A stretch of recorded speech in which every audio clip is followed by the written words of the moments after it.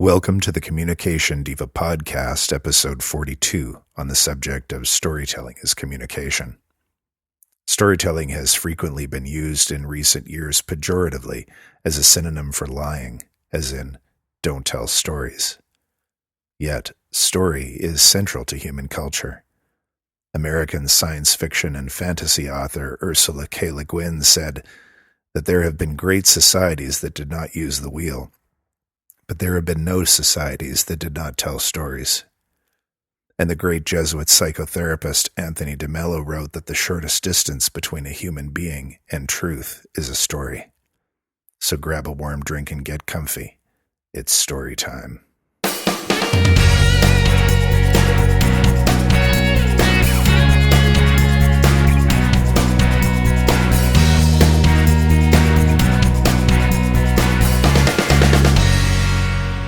Hey everyone, this is Jen Swanson, and thank you for listening to episode 42 of the Communication Diva podcast, the podcast that explores all areas of communication in order to help you improve your skills and deepen relationships, both at work and at home.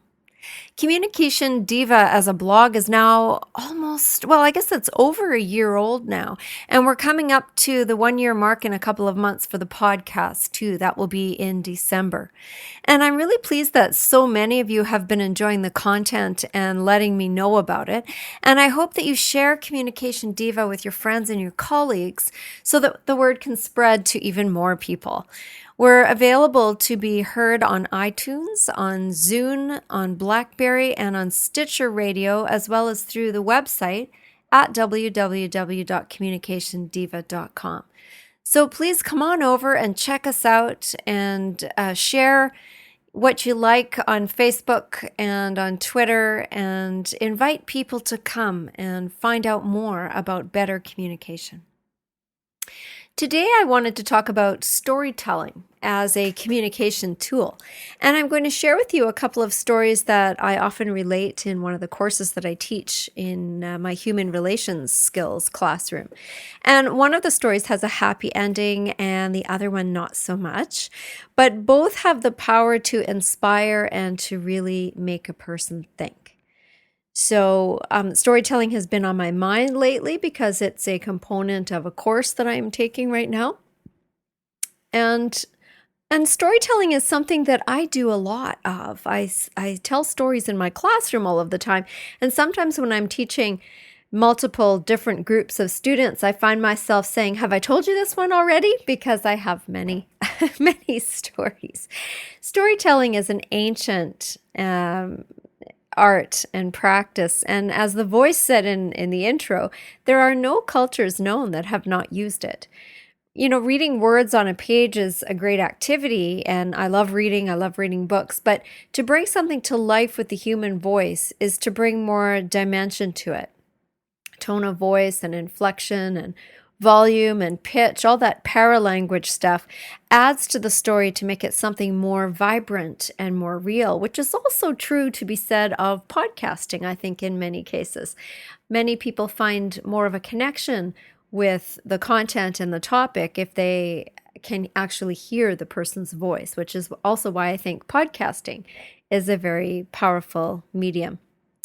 Stories can be humorous. They can be tragic, they can be clever or sad. Stories can inspire and scare. They can teach. There are lots of teaching stories out there. They can encourage, they can enrage, and they can really move people into action.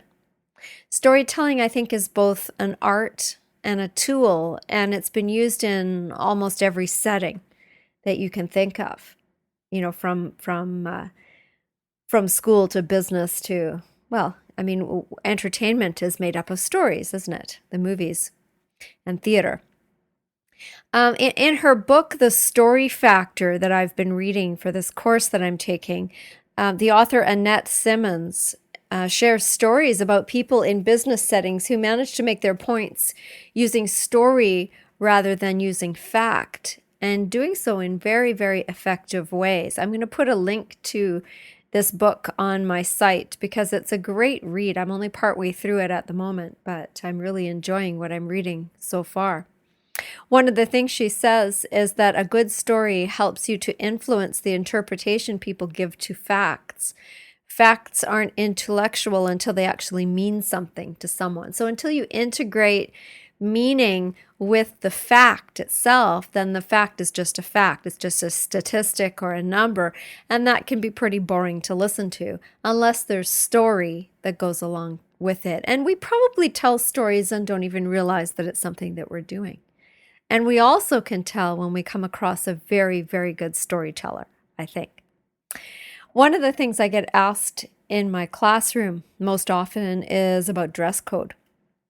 I also noticed that dress code is one of the most popular searches that finds my website. So it seems to be a hot topic. I'm not sure why, but it seems to be something people want to know more about. I also notice that that there's a lot of difference in answers to what dress code is. So it's just an interesting topic. But in the area that I teach, the course that I teach my nursing unit clerk students, we talk about dress code because we talk about dressing professionally and how it communicates an air of confidence to the patients and to the family members who are looking for professional guidance in an often stressful environment, stressful time. So we talk about dressing professionally. We recommend it. We talk about it as a fact that nursing unit clerks should dress professionally. But the best way of getting something across as far as how important dress code is a story that I tell of a colleague of mine who came into the hospital one morning. She was a nursing unit clerk, and she came into the hospital one morning wearing a leather mini skirt, high heels. She had her long hair hanging down. She had a lot of makeup and a lot of perfume on. And I can't remember if she had nylons or tights on. It doesn't really matter. But the manager took one look at her and said, "You're going home until you can come back dressed properly for a professional environment." And she actually got sent home for the day without pay. And so I tell that story because it better illustrates the point than just saying you have to dress professionally. And so dressing that way had a big impact upon this employee who had to go home, and she was embarrassed because this was said to her in front of everyone. And people were wondering where she was, why she wasn't doing her work, and it was because she had come to work dressed as though she was going out for the evening rather than working at a desk in a hospital setting. So she got sent home, and that story seems to have a better impact than simply listing off the facts. So that's one that I tell. We all know that people who are bullied can feel desperately alone and sometimes even end their own lives. That seems to be a really sad fact. One thing that has gripped the province and in fact the whole country that I live in this past couple of weeks is a story that illustrates this tragedy all too vividly. There was a 15-year-old girl who lived not very far away from where I live, just maybe a half an hour drive. Her name was Amanda Todd, and she told her story on YouTube using cue cards and a video camera. And if you Google her name, you'll find her. It's very hard to watch. She created her video shortly before taking her own life, and her story of being bullied, of making mistakes when she was quite a bit younger, and then the repercussions of that is very, very hard to watch. It's touched thousands, and sadly, the story was told too late. But as of this week, all sorts of talk shows and news articles and stories in the media have been addressing the issue of bullying, and schools and teachers and politicians and teenagers and parents everywhere are talking about this topic right now and talking about it in ways that might actually bring about some change. So stories, even awful ones like the story of Amanda Todd, have the power to move people into action. In the workplace, storytelling can point to topics or subject areas that are sometimes more difficult to bring up in a straightforward manner. So sometimes using a story to illustrate a point can be far more effective in the end because the listeners can formulate their own conclusions after hearing the story. And as the author of the book I mentioned, Annette Simmons, says that the listeners, after hearing a story, can then draw upon their own inner wisdom to make the change. So it's almost as though it's coming from within rather than just hearing a fact or hearing an edict and hearing that you must do this, this, and this. If you hear a story, then sometimes you come to your own conclusions, which are usually more powerful than having someone else impose their conclusions upon you. And you know what? We all have stories. We all have stories in our families that have been told and retold and either embellished or diminished over time. And some don't even resemble the original happening, but they have become the stuff of legends as each generation has passed them on. Some stories are retold at particular times of the year, holidays and gatherings. Children often love to hear the same story over and over and over and over again, and particularly they like it if it involves themselves when they were younger and some escapade.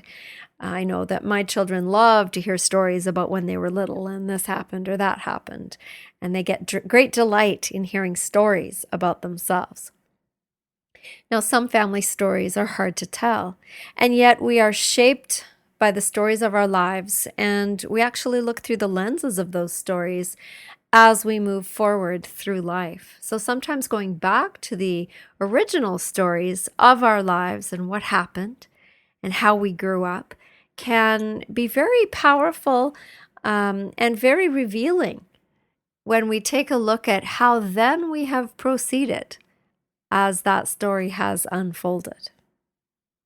Sharing life stories with other people can also be a way to deepen relationships and to find commonalities. So if a group is going to be together for a time to work on a common goal or a project, the technique of asking them to share a story of their own can be a powerful way of forming bonds and building teams. So, you can do this. The topic, of course, needs to fit the context, but that part is not the hard part. That's fairly easy.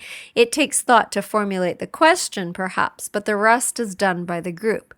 So, for example, you can simply ask each person to tell a little bit about how they came to join the group or the organization, to tell their story about why they're here. And that can be a learning experience for everyone.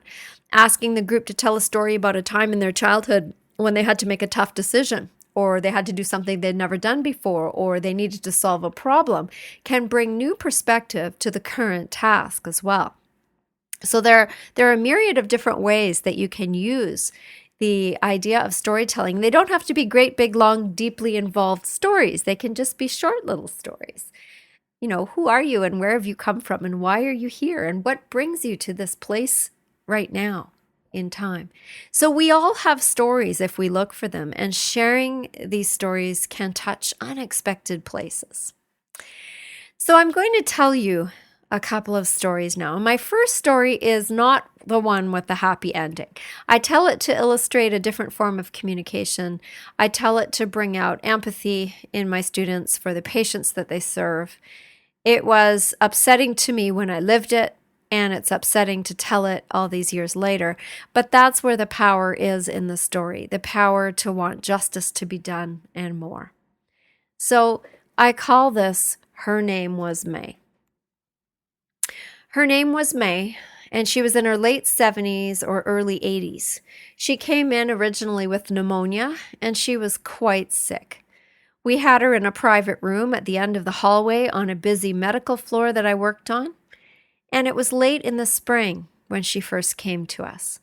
May was a bit of a diva. She was a former opera singer, and she hated men with a passion, and she had very particular ideas, and she was rather bossy.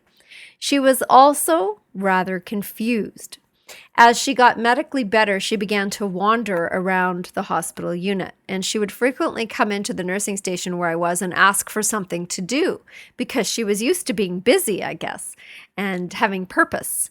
So sometimes I would have her fold washcloths or paper bags or other such tasks because she really quickly lost interest and was impatient and wasn't capable of doing anything more detailed at that time. But she would sit there and she would fold the washcloths and, every once in a while ask me a question. And she was a very tiny woman, but you could tell that she was very used to having the good things in life.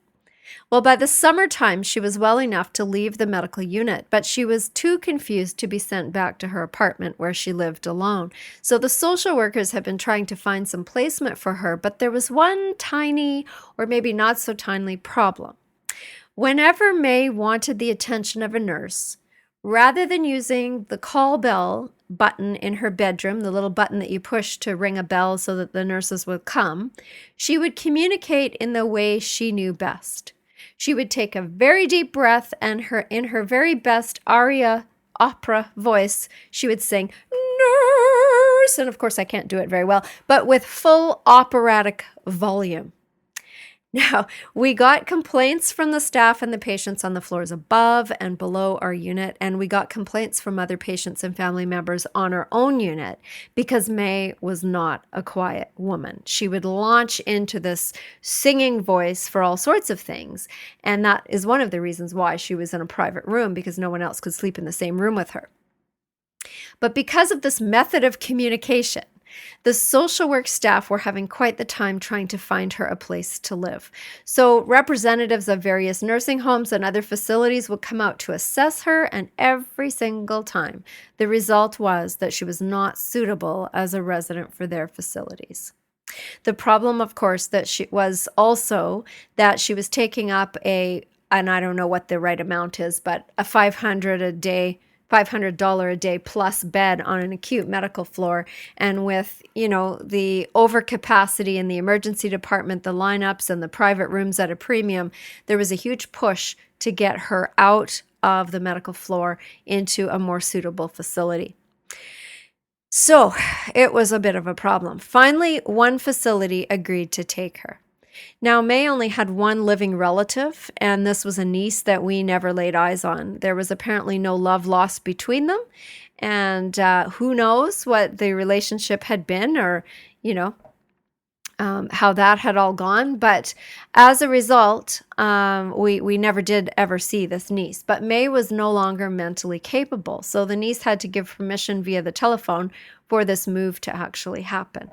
The day came to move her, and although she was a handful, the nurses and the staff on the medical floor had come to love her, and we all hugged her goodbye and wiped a tear or two away as we watched this frail but still proud little figure walk onto the elevator with the person from the facility. We actually couldn't quite believe she was going. She'd been there for, I can't remember, 3 or 4 months on the hospital unit. Well, about 3 weeks later, one of the nurses made a call to the new facility to see how May was settling in.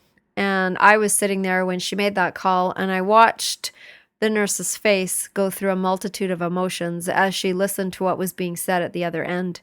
She asked some questions, then she hung up, and she looked both enraged and devastated at the same time. So what had happened is May had settled into her new room and had started communicating in her accustomed manner by singing when she needed something. And after several days of complaints from other residents and staff, the physician in charge of that facility came up with a plan. He called the niece, who gave permission over the phone, and 2 weeks into her stay in her new home, May was sent off for surgery where a laryngectomy was performed. Now, this is an operation that severs the vocal cords so that no more sound is possible at all. They do this to dogs who bark too much, which I also think is horrendous, but I have never heard about this before happening to a person. A week later, May died in her room, her operatic voice silenced forever. Now, we were absolutely stunned. Had we ever expected or known or even imagined anyone would ever do that to her? we as staff would have come up with another way to keep her at the hospital or find care for her somewhere else. There would have to have been another solution.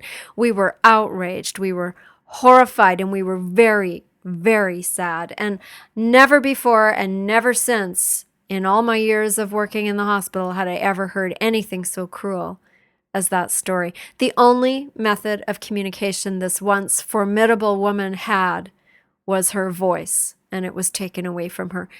Of course she died. Of course. So that is a powerful and an uncomfortable story. But I think a story that needs to be told. Okay. Whew, you can probably hear it in my voice. It gets me upset. My second story is the one that has a better ending. My second story is the one told to me by the mother that it happened to, and it's a very different kind of story. And so here it is. Her name is Della, the mother, and the son is called Tom. And when Tom was 4 years old, he and his mom went to a family barbecue and an outdoor pool party. And the rest of the children that were there were about 11 or 12 years old. And Tom was the only preschooler. And Tom really wanted to swim in the beautiful big pool. But Della knew that he couldn't really swim. But Tom, as some 4-year-olds do, persisted and begged his mother to let him at least try. He had his little swimming outfit with him, and I guess she had wanted him to stay in the shallow end, but he wanted to be where the big kids were. Della finally said this. She said, "Okay, Tom," she said, "if you get into the shallow end and show me that you can swim from one side of the shallow end across to the other side of the shallow end, then I will let you swim with the big kids, but only if you show me."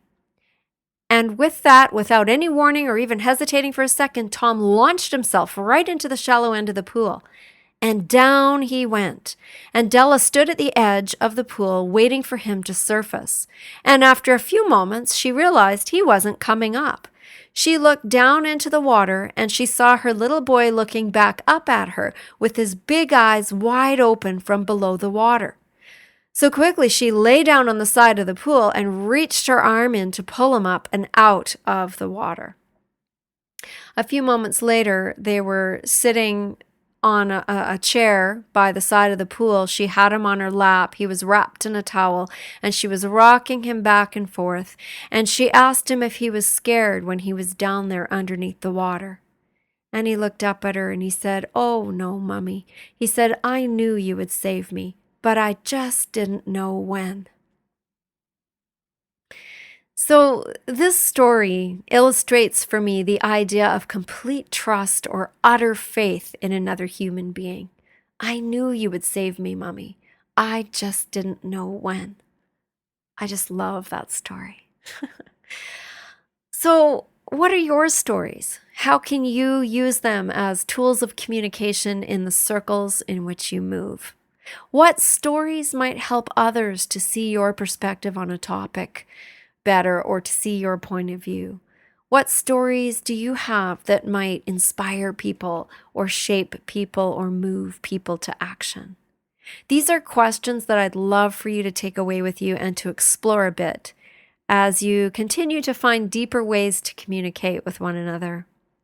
I invite you to come to the website at www.communicationdiva.com to share your stories. Put them in the comments section. They are most welcome, and it would be lovely to read the stories of listeners. So that brings us to the end of our session. The next episode will be a featured interview with prospecting expert Steve Cloyda, who helps hundreds of people learn how to use communication in business and sales settings. And I'm going to be interviewing him very shortly, and I hope that you can join us, especially if you're interested in telephone skills or working in business or retail settings. Steve has a lot of great ideas on communication skills in that context. So I hope you can join us for that one next time on the Communication Diva podcast. I'm Jen Swanson. Take good care.